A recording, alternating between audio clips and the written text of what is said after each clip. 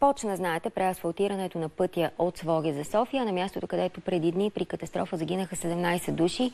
Случая се разследва. Експерти вече обявиха съмненията си за некачествено изпълнение на пътя в района, заради вложените материали в асфалта, заради вида на мантинелата. Местните хора дни наред протестираха срещу състоянието на пътя. Какво се прави в района в момента? Ще бъде ли вече сигурен този път с новата настилка? Каква е тя?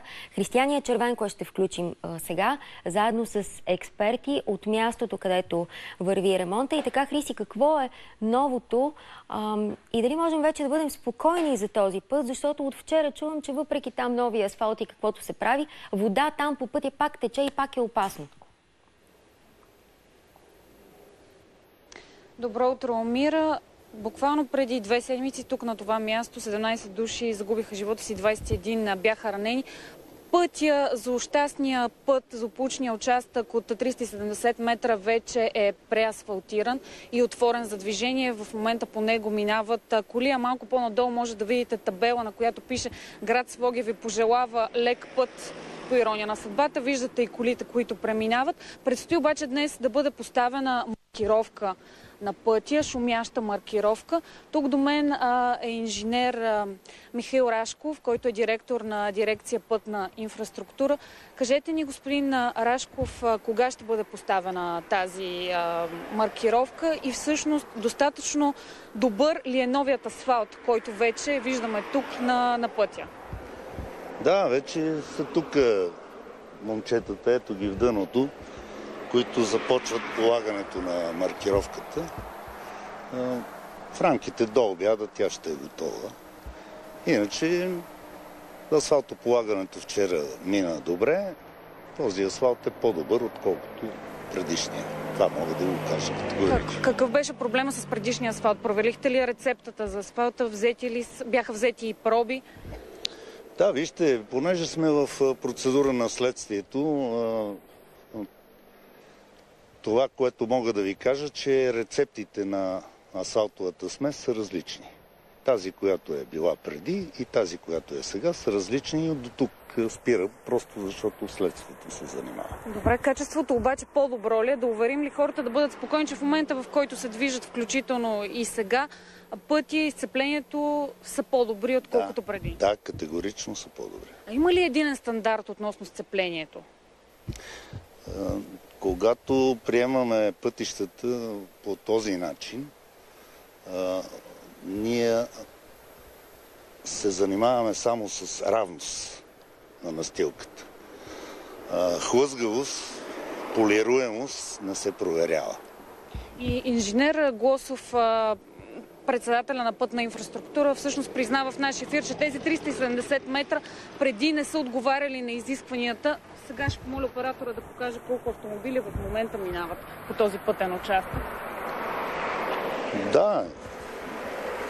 Аз не мога да кажа нещо по-различно от това, което каза инженер Глосов. Друг проблем обаче, който забелязваме и ви моля да коментираме и да се приближите с мен, е всъщност тази растителност, за която отговаря общината. Около нея всъщност тя е основната причина за това да няма видимост. И всъщност шофьорите да нямат видимост, а и пътя свършва и тротуара свършва в път, в нищото. Защо това е така? Ще се промени ли нещо? Говорихте ли с проектантите на пътя?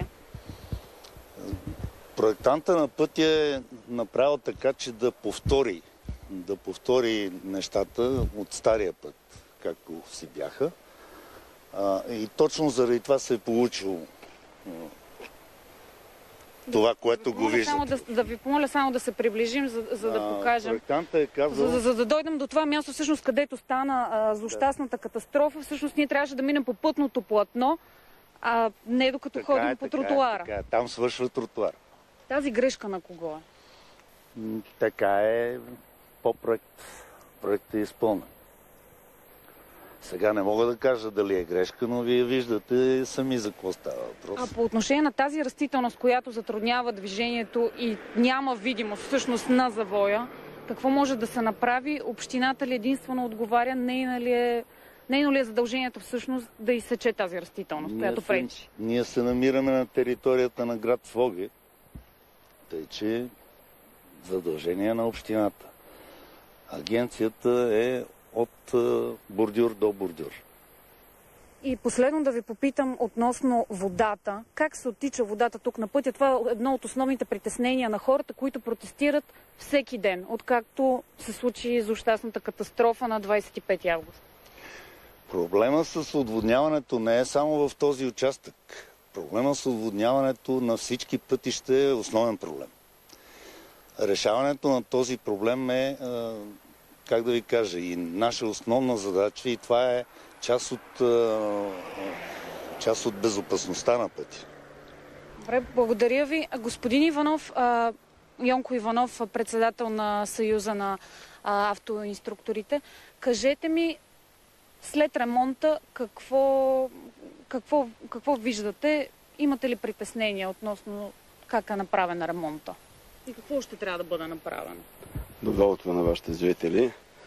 Притеснителното е, че никой не знае в момента дали това е началото и края на ремонта на този участък.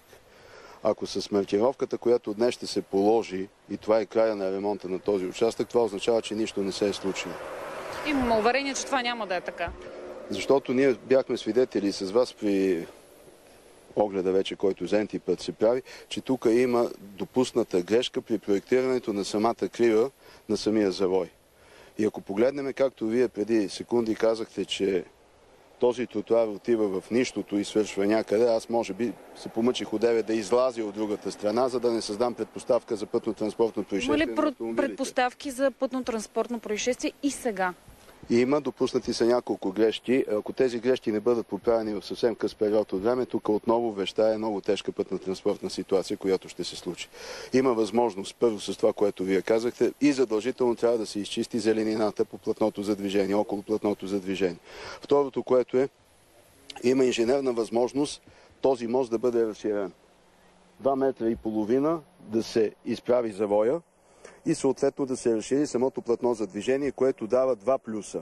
Още от предния завой, където се влиза с ляв завой в кривата, още оттам трябва да започне изправянето на платното за движение. Благодаря ви. Надявам се, че всички тези опасения ще бъдат чути. Предстои шумяща маркировка тук да бъде поставена на участъка, а най-вероятно протестите на местните хора ще продължат. Те протестират тук всеки ден от 25 август насам. Те настояват за край на войната по пътищата и качествен цялостен ремонт. Тези 370 фатални метра вече са преасфалтирани и се надяваме тук да няма такива нещастни инциденти като последния. Благодаря ти, Хриси. Може би да напомним и един ангажимент на властта, именно за обследване на целия участък, на целия път през Искърското дефиле. Струва ми се, че става дума за около 80 км. Дано се случи и това.